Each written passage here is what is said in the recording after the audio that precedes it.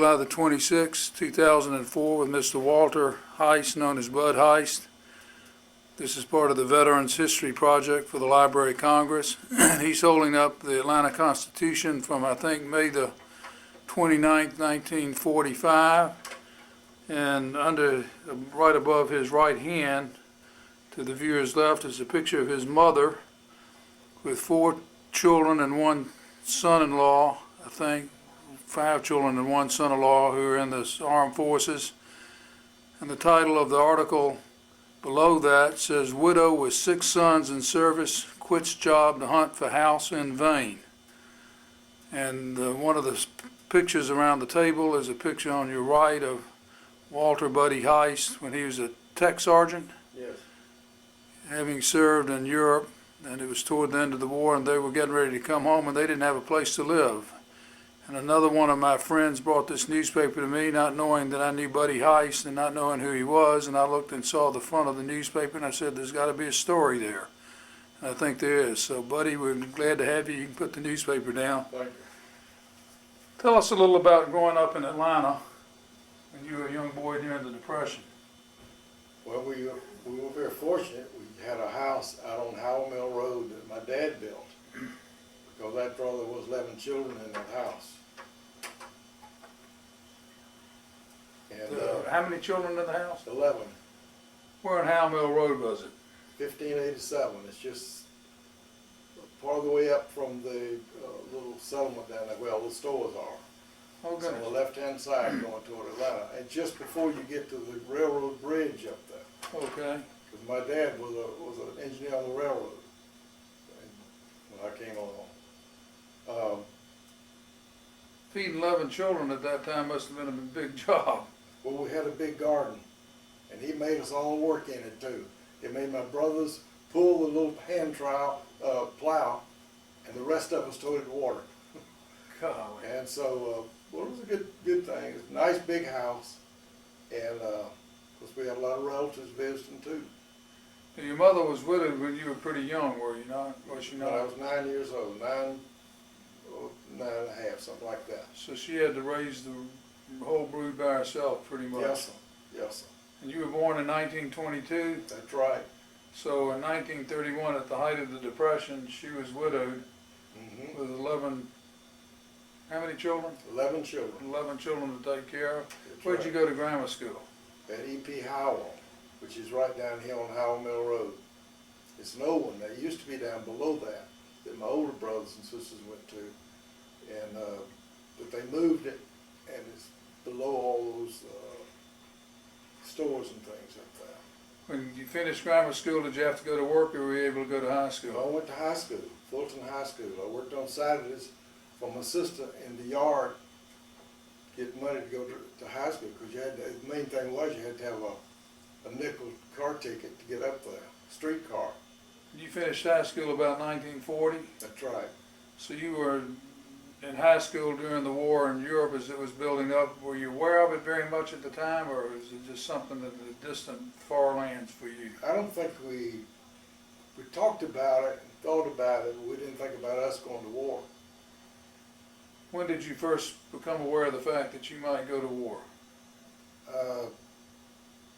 When the Japanese attacked Pearl Harbor, and we figured then, we lived on Roswell Road then, and worked for the for Sears Roebuck at that time. Was living on Roswell Road. You were working down on Ponce de Leon, was that Yes, where the store yes. was, on the old Sears Roebuck store with the Yes. extension of City Hall now? That's Or right. something And in the basement. down in the basement. I've been there a lot of times. Ms. Newsom used to run the cafeteria down in that. But it was a job, and that was the main thing back then. Where were you on Pearl Harbor Day? I was out on Roswell Road where we lived, and when I heard on the radio, I couldn't believe it. I was by myself that day, at home, and I came in, cut the radio on, and they said, talked about it. Where in the line of 11 children were you? Were you at the bottom, Middle. middle of the 11 children? Well, there was 2 under me, so I was probably the upper third, lower third of the Had any of your older siblings enlisted in the military by that time, or were they all civilians? No, all were civilians at that time. So when everybody gathered around the dinner table that night, what happened? We couldn't believe it. That's the main thing. We just couldn't believe it was happening, and especially since it was Japanese. You didn't think the Japanese would do anything like that? No, it didn't really. Or China either, as far as that goes. But I just didn't know the situation over there. They were too far away. Yeah. And you know, you're working, and it just doesn't soak in. What was the tone of the conversation other than disbelief? Did anybody get patriotic and decide to join the military that night, or No, did they it take didn't a do little that. while? No. We ate that night, and I guess we yacked about it, and nothing ever went more further than that. Who was the first one in your family to join the military to get drafted? My brother that was just below me, was 2 years younger than me.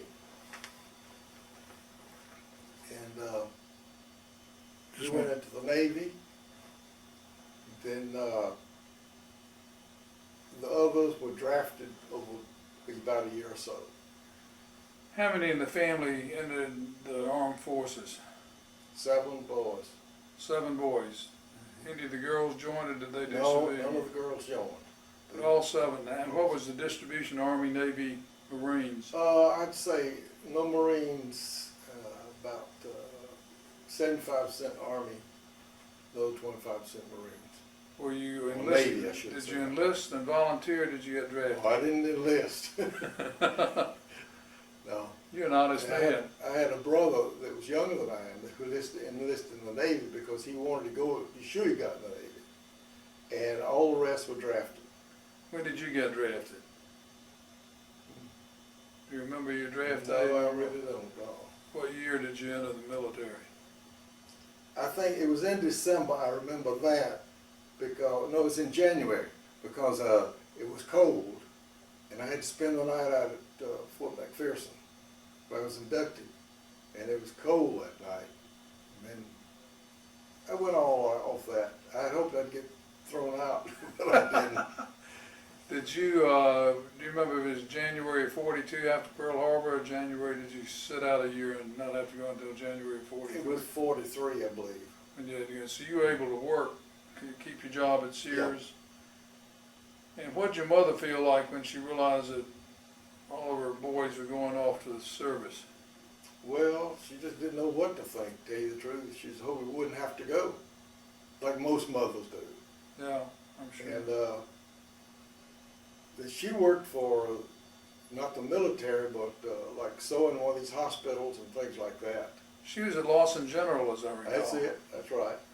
I remember that as a little boy, because when I was a young boy during World War II, I'm younger than you obviously, and didn't have to go in, but I remember my mother being a volunteer piano player at Lawson General, and I'd go out there with her when I was a toddler and crawl all over the people who were injured in bed. Some of them couldn't speak English because they brought some of the German officers back and used that as their rehab hospital also, and she played for them along with the American troops who had Lawson General. I noticed in the paper article that your mother had worked out there also.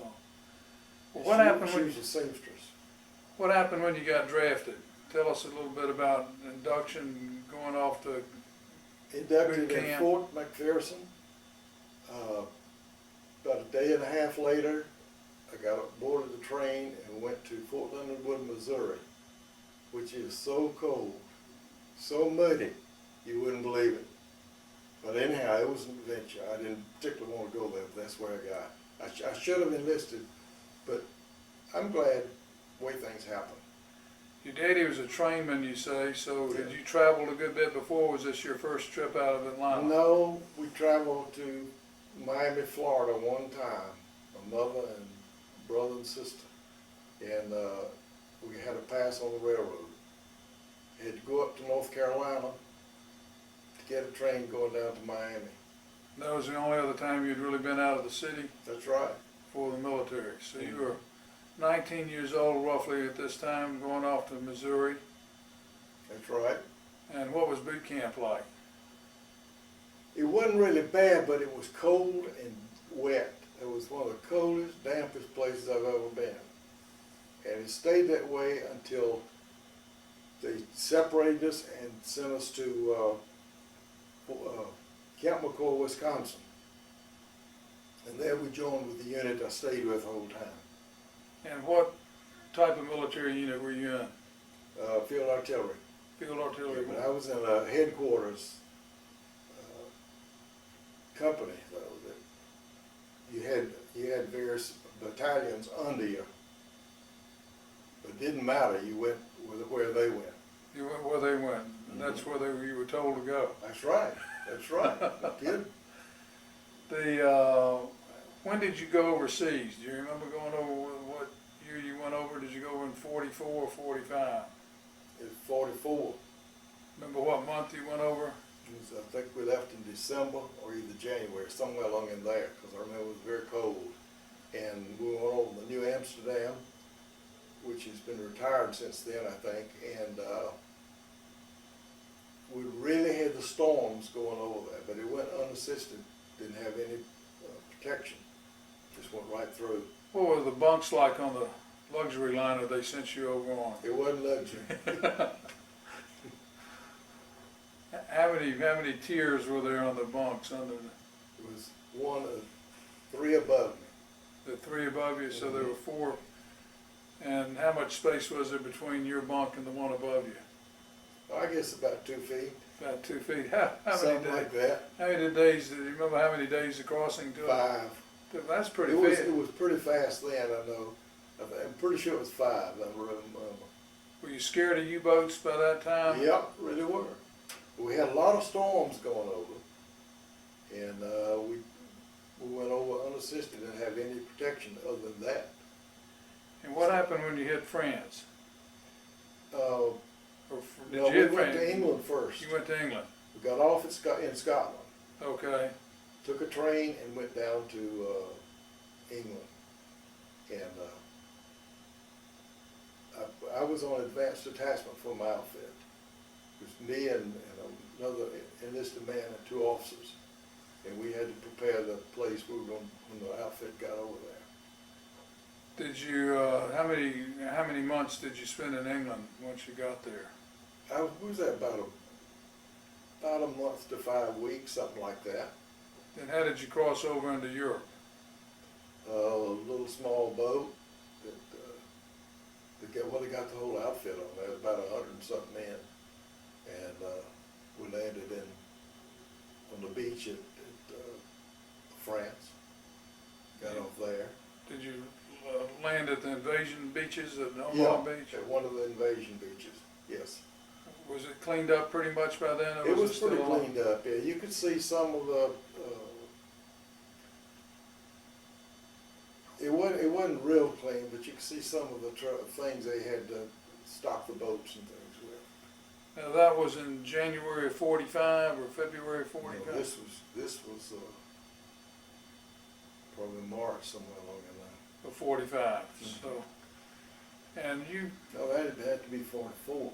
well, that was before the invasion. The invasion was in Yes, June yes, that of was 40. before the invasion. And we were there several weeks, several months before the invasion. In England.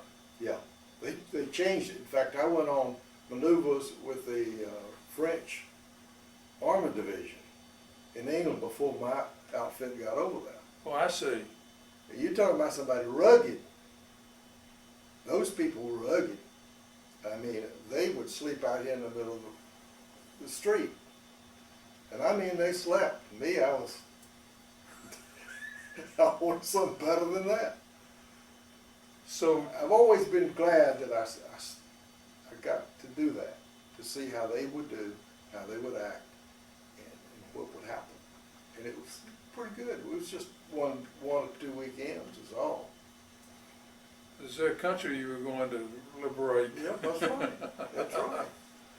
But they were nice to us as far as that goes, but well, they were rough. They were really rough people. What, do you remember exactly when you did cross the channel to go over with them? And Let me see if I've got it here. No, it was, I don't have the date would say it was about, March, something like that. Of the following year? No. This was, when we went on maneuvers, it was in, 44. In March of 44. Yeah, And then the invasion of Normandy was in 6th of June. 6th of June 44. Mhm. And then when did you go over? 10 days after the invasion. That's what I was trying to Yeah. tackle down. Okay, so you went over just 10 days after the invasion of D-Day. They had gotten off the beach by then. And, we were attached to Patton's Third Army.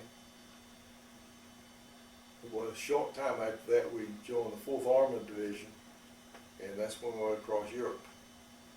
So you got the Battle of Normandy with an artillery division around June the 16th to 17th. Somewhere along in there, but I'd say it was secure there. We could land it. You could land there. Yeah. You described a graphic picture for me one time about a German who had been left to greet you all somewhere. Was that in France or was that in Germany? That was in France. That was about, I guess, about 2 days out from the beach. And he was sitting there with his head on his arm. But And then he we talked propped about- up? Propped up, yeah. And somebody said that the GIs did it, but I don't know. I mean, I was on a half track going across that. I just saw it. Did he have a welcome sign on across his chest or anything to make you I feel don't remember about that. feel at home? But it was, it hit you on the face all of a sudden there when you were riding along. And remember, when you're that young, you really don't pay that much attention to a lot of this stuff like that. Where did you go after you got ashore? Did you go over to St. Lo or where? Let me see.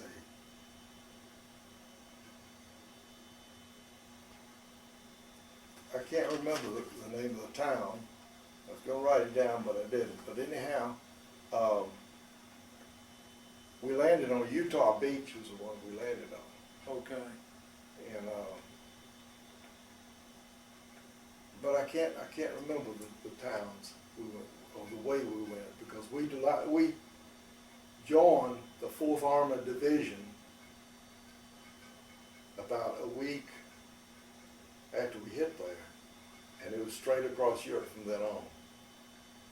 How far behind the front lines were you with an artillery? You wasn't too far behind. A lot of times you were right up in between them, because he's going down the road, and if somebody needs something, they pull them off and had the artillery. It was forever changing. You saw a good bit of combat on a day-by-day basis? Yeah, I think that one of the scariest hour was we had just pulled into position, and they started bombing us, shooting shells at us, and there was nothing around, no infantry or anything like that. The infantry of the Germans were over in the field. They could see us, but we couldn't see them. But you could see where the shells were coming from? Yeah. Don't notice one time, because I think that's one time I probably bit a major's head off for saying something. Because I'd come over the side of that half track, and he couldn't understand why I wasn't moving in. I told him. He could have court-martialed me on that respect. What was your job in the half track? Were you? Well, I was just riding in the half track. You just riding? I would do the machine gun. They had a mount up there with a big machine gun on it, and whoever was there used it. Did you rotate firing the machine gun? Yeah, we did. Was it more dangerous to be operating the machine gun than it was to be couched down behind the walls of the half track, or were you You had exposed? done one or the other if they got you. Especially sometimes they would, it was so many around, or they were fighting over in the field, you couldn't tell where it was coming from. And in that case, it was fighting over in the field in front of that house. We'd stop to make the CP, the command post, in that house. And that's when it started coming in. They could see us, we couldn't see them. When the incoming barrage came in, or the infantry, German Just infantry, machine gun shells. machine gun shells and everything? from them, you know. What were your feelings at the time other than abject fear? You'd never seen combat before? No, that was really the first one where you felt like you were there.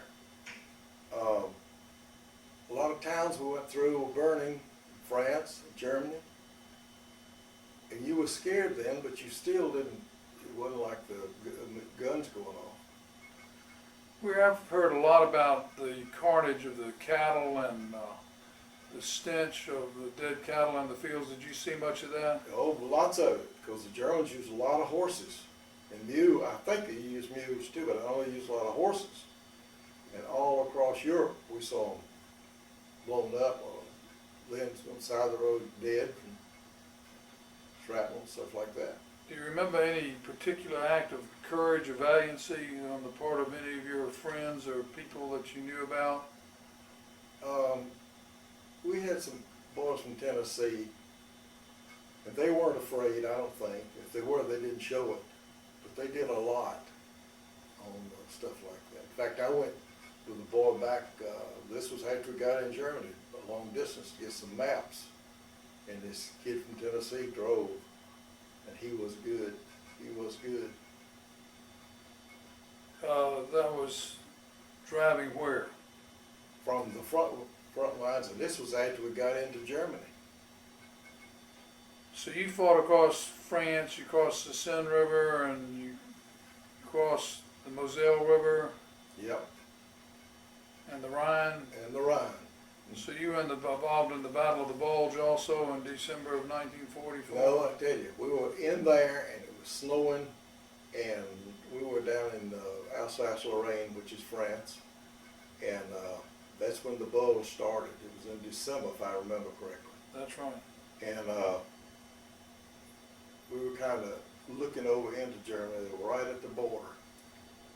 They changed orders for us and turned us, and we went up to help on the Battle of the Bulge. Because we were with the 4th Armored then too. Were you under Bradley or under? Bradley. Under Well, Bradley? under Patton, really. He's under, because Bradley was over Patton. But so you turned up. You weren't involved in. Oh, I'm drawing a blank. Not St. Vith, but Bastion. Were you involved in the liberation of Bastion? No, we weren't, but we didn't get into it, and I was glad. Thanks. Were you in the group that came up to help liberate it and just didn't That's get right. there? Yeah. So you made the march. It was 100 miles roughly that you all had to change. Very much so, yeah. Was down in France and had to go straight on up there to Belgium. Wasn't that where Baston was? I think so. I think so too. And they'd already liberated it by the time you all got there? Yeah, because we got turned away before we got there. Take another route. Do you remember Christmas Day that year? Yeah. We were in Luxembourg then, and we're sleeping in a barn. And that was great though. And they had about a foot of snow on the ground. And I got packages from home, so we had a pretty good Christmas that year. Did you have a Christmas tree? No, I didn't say that now. We're just glad to be not in the battle. Did you have a Christmas service? Yes, we had a Catholic and a Protestant service. And, Did you sing Christmas carols? yeah. It was Yeah. great. It was great, really. But then it was a barn. It was like a hill out there, a big thing in the farmhouse, and the barn sat on top of that hill.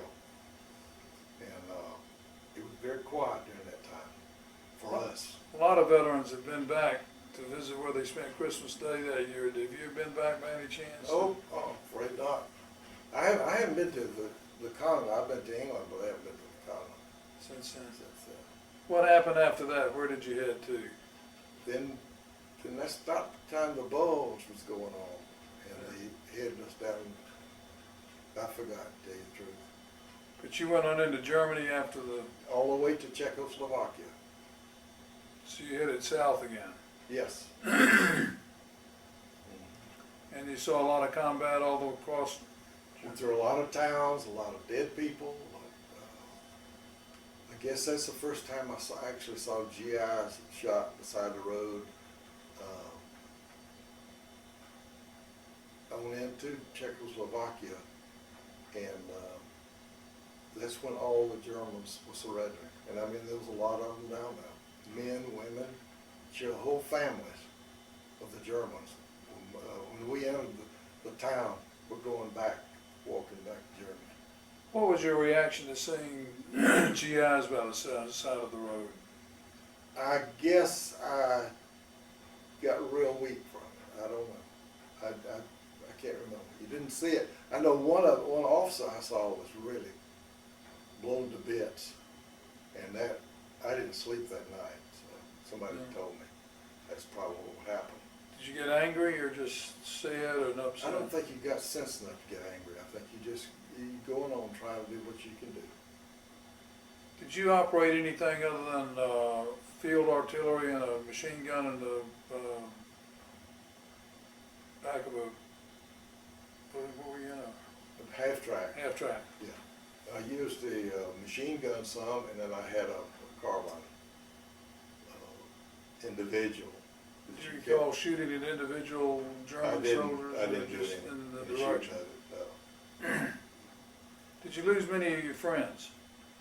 Yes, we lost about, I'd say about 20. And one of them was waiting on me in one place to unload and set up the command post. And he was waiting on the back of a truck, and a plane came over. And they shot up at it, and it didn't go off. It came down and hit right between his legs. You mean our own Our ammunition didn't go off? Uh-oh. You came back Oh, down? well, somebody's did. Somebody's didn't go off. I don't know whose that was. That's something we can think. I could have been standing there with him too. I mean, he was waiting on me to come out. Did you meet Weir over there or not? No, he was strangely enough, he was in a company attached to the same outfit I was, but we didn't know each other. But he had a good friend named Weir Calloway, who also was a patient of mine for many years, who was in the tank corps with Patton, and it told some stories, but I don't recall the details of them, and neither does Buddy, so we're not going to do anything except mention Weir's name in memory of him and in appreciation of what he did for our country. At the same time, Buddy was over there. Where were you when the war ended? In Czechoslovakia? Czechoslovakia, yeah. What was your feeling then about, were you glad to see it over, wanted to kill more Germans, or get the hell out of there and get home? Well, I think most of them didn't have the feeling to kill more Germans. I think they were just glad to get out of there and go home. And I didn't really hear any really bad things against the Germans from anybody. When did you get released, when did you come back to the United States? December. I was at almost exactly 3 years. From the time I entered the Army till the war was over. So you spent good, almost 6 months during the occupation of Germany? Yeah, something like that. And it was just waiting more or less for transportation to get back. Where were you stationed then? Where did you do your waiting? Well, it was at a place on the Danube River, and I cannot think of the name of it. Pretty. It wasn't pretty, it was gorgeous.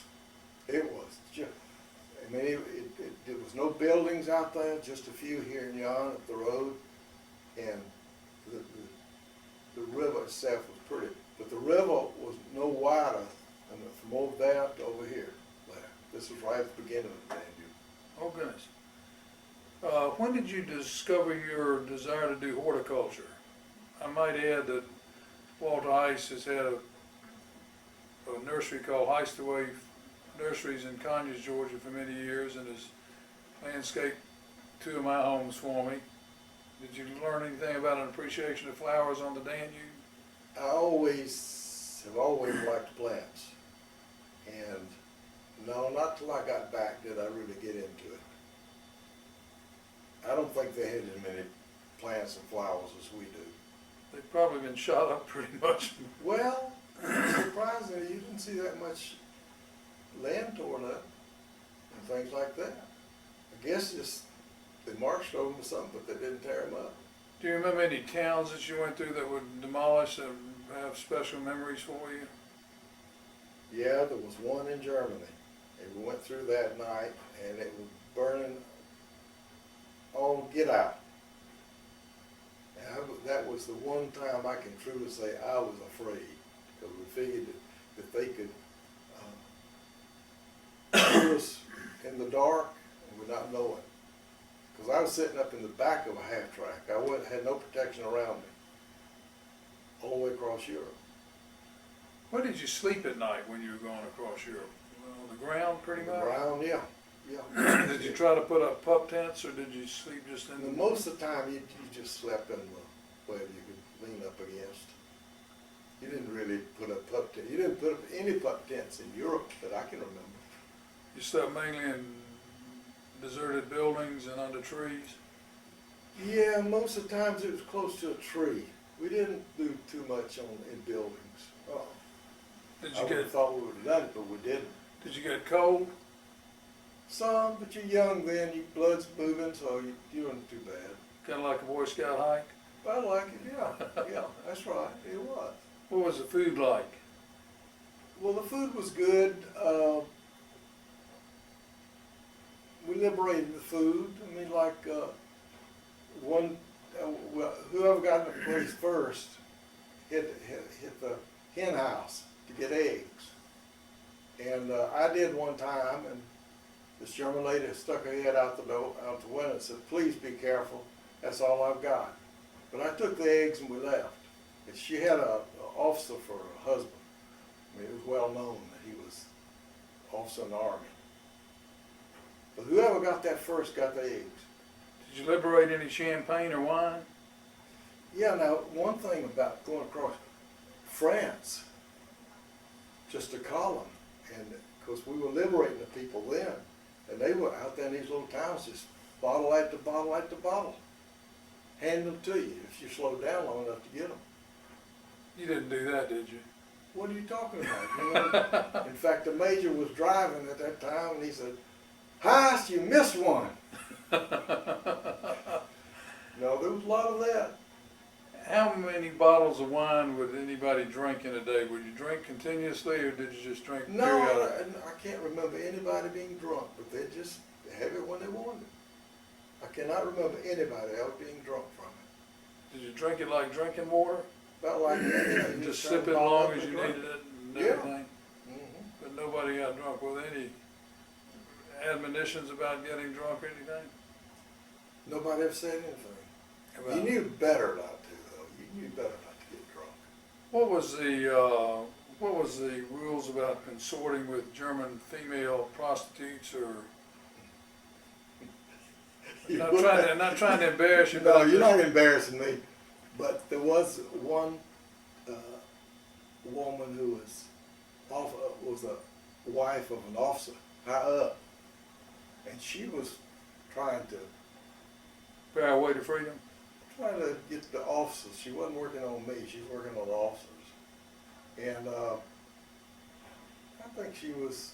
I don't think anything would happen. I think the officers were too scared too. She wasn't no real young woman.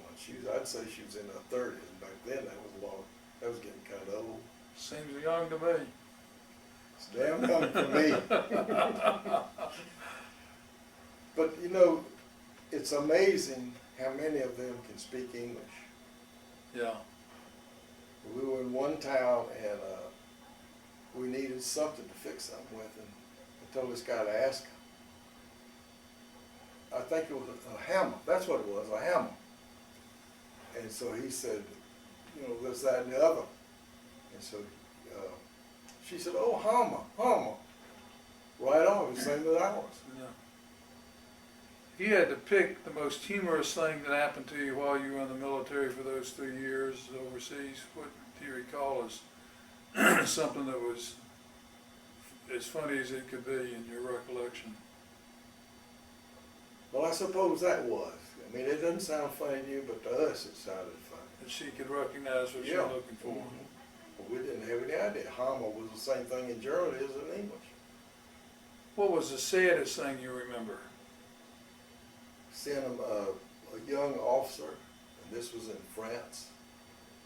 Then I guess it's because it was the first really thing I had seen of death. And this young officer, and his entire inside was laying out on the side of the road with him. He had a bomb had probably blown him up. He was an American Yeah. officer. Mm-hmm. Did you see much in terms of children being hungry? No, Liberating these- not that we didn't. At least not me. I don't know anybody else that might have, but that isn't me. And did you notice, did you liberate any prisoner of war camps or? No, we stayed always on the outskirts of them, but we did not liberate it. So you weren't involved in the? No. See, most of the time we were moving, and probably if we'd been like the infantry or artillery, just set up over there, we might have had that, but most of the time we were moving. What memories do you have of the war now that you think helped shape your desire to do what you did with your life, and what kind of lessons would you like to leave the future generations who are going to look back at people like you in awe, whether you realize it or not? Well, I think of course, you're going to have to go to the leaders now. But I think there's a lot of young people out there who wouldn't want this repeated. I mean, this war thing happen again. I think there's a lot of young people out there that way. And some of the older ones, I know a lot of the older ones who went through it all. But I just think that you got to work for peace, and that's all. And we got to. We don't have any choice. Do you see any solutions to what we're doing right now other than just the desire to tell everybody to keep working for peace as opposed to solving the problems of war? Yeah, but you got a lot of these people up here at the top that want war. I think so. I think we do. I think it's selfishness, really. When you describe how you felt in Pearl Harbor Day and amazement that the Japanese would do this, as I recall, about 80% of the country in the fall of 1941 were still in favor of isolationism over here and weren't sure we should be involved in the war. Somebody a few weeks ago indicated that we know more about what's going on in Iraq than the people living in Georgia knew about what was going on in Massachusetts when we fought the British. Mm-hmm. So the world is different from 1700 to 1941 to 2004 in terms of our communication abilities, and we're in a more global situation.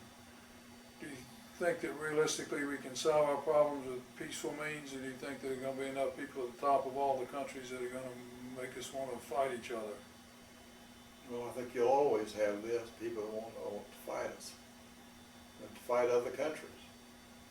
And I think that the top has got to be, I think the bigger countries have got to put the pressure on these little countries to cut this mess out. Now, I know that's a big thing, but we've got to do something to get the little countries, and not just those people that are trying to run them, to see that that's not the answer. What'd you do when you came back to the United States? We've seen the picture of your mother on the front of the Atlanta Constitution looking for a place to live. Did she have one by the time you Well, came? she had one, yeah. Whatever became of that newspaper appeal that they put out trying to find a place to live? Did somebody find her one pretty quickly? Do you remember? Yeah, they found it pretty quick. In fact, I was surprised because I was in France trying to get back over here. They put us in there, and I stayed there a month. We were waiting there trying to get a boat back to this country, and you just didn't know when you was going to get home. So. When you came back, did you go back and live with your mother? Yes, I did. Mm-hmm. And how many of the brothers came back? Oh, you didn't lose any of your siblings, did you? Didn't lose any. No. Did they all see combat, or did you the only one who saw combat? My brother was in the Navy, who was 2 years younger than I was. He saw a lot of combat, and the rest of them didn't see any. Is he still alive? No, he's dead now too. Yeah. He died out about 3 years ago. So when you came back and rejoined your family, where were you living then? On the thing off of Lindbergh, I can't think of the name of that street. Lindbergh Drive. Near Acorn Avenue? What Acorns, no. I know it, but I can't think of it. Between Piedmont and Peachtree? Mhm.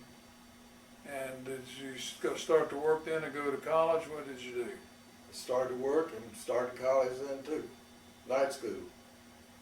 Plus I got into ballet then too.